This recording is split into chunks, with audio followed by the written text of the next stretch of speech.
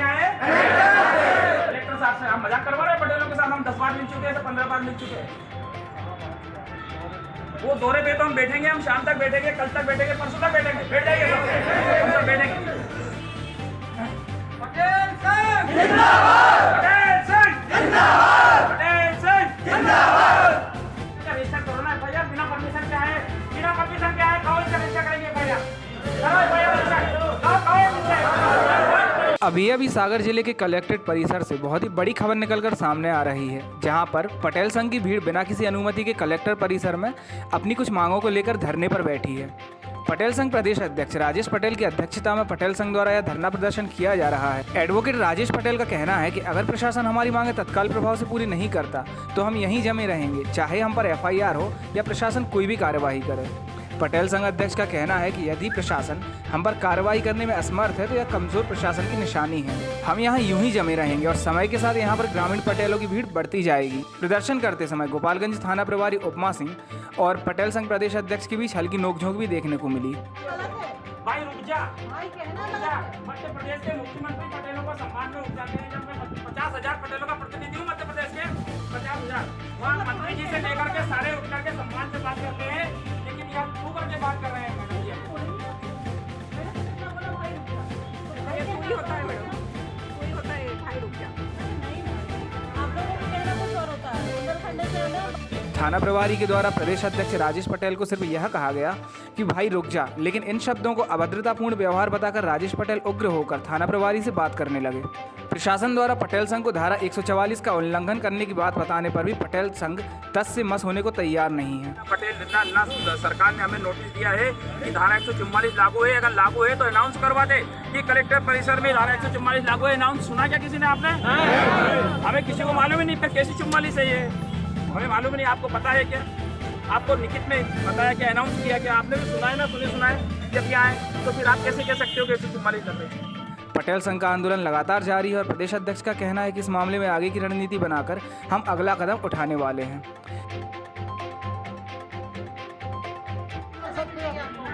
क्योंकि हमारे अधिकारों का हनन हो रहा है, लिखित अधिकारों का प्रशासन कर रहा है। आप नहीं कर रहे हैं, पुलिस प्रशासन की हमारे कोई पटेल हूँ, आपका मेरे अधिकार लिए। हेलो साहब, इनसे बात कर लो, इनसे बात कर लो। एडवोकेट दो चीजें एक साथ, ये इतने बड़े कानून की जानकारी दो चीजें एक साथ नहीं कर सकती। वाह साहब, वाह साहब, वाह कानून है भैया। मध्य प्रदेश के पटेलों का अध्यक्ष।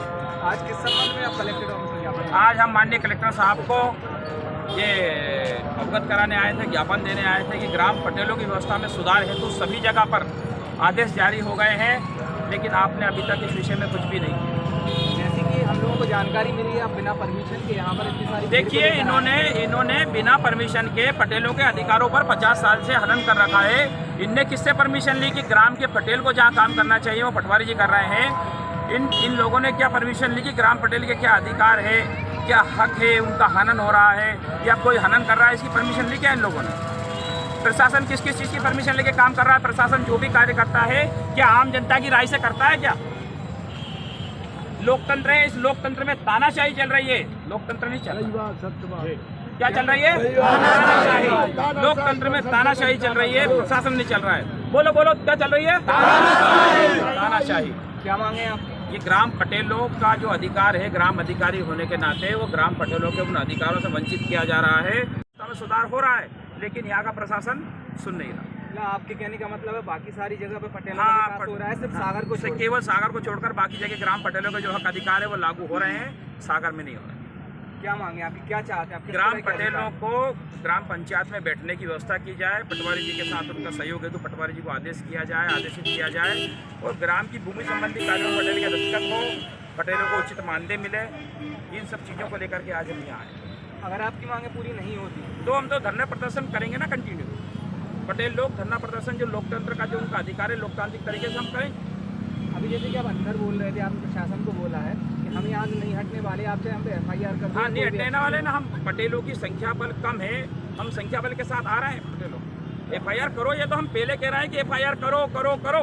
अगर तुम FIR नहीं करते हो तो तुम कमजोर हो, प्रशासन। पटेल कमजोर नहीं है। अगर FIR नहीं होती है तो प्रशासन कमजोर है कहीं ना कहीं। दिल्ली की बुराड़ी बॉर्डर पर किसान बैठे हैं, यहाँ पटेल बैठेंगे, आप रुकिए तो सही। आज सब संख्या कम है, इसका मतलब ये थोड़ी कि अपनी दादागिरी चला लेंगे। पटेल लोकतांत्रिक तरीके से आएंगे, वो धरना प्रदर्शन करेंगे। पटेलों ने सबने मुंह पे मास्क पहना है, पटेलों ने किसी चीज़ का कोई उल्लंघन नहीं किया है। ना सरकार ने हमें नोटिस दिया है कि धारा 144 लागू है। अगर लागू है तो अनाउंस करवा दे कि कलेक्टर परिसर में धारा 144 लागू है। अनाउंस सुना क्या किसी ने आपने? हमें किसी को मालूम ही नहीं, फिर कैसी 44 है ये, हमें मालूम नहीं। आपको पता है क्या?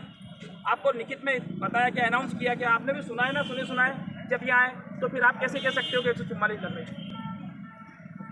इसलिए मैं राजेश पटेल, मध्य प्रदेश के पटेलों का अध्यक्ष, ये कहता हूँ कि प्रशासन जो भी करता है वो अपनी मर्जी से करता है, तानाशाही से करता है, लोकतांत्रिक तरीके से कुछ नहीं करता। ये चाहे मध्य प्रदेश सागर हो चाहे मध्य प्रदेश। मतलब आप ये बोल रहे हो कि अगर आपकी मांगे अभी पूरी नहीं होती हैं, अभी क्या अभी, तो आप लोग यहाँ से नहीं हटने वाले? ग्राम पटेल अभी हम यहाँ बैठ करके हमारी रणनीति बनाएंगे, हमें क्या करना है क्या नहीं करना। हम हमारा धरना प्रदर्शन लगातार जारी रखेंगे और प्रशासन को, जब तक प्रशासन को हम पूरी तरह से हमारे कार्य करने पर विवश ना कर दे, तब तक पटेल पीछे नहीं है।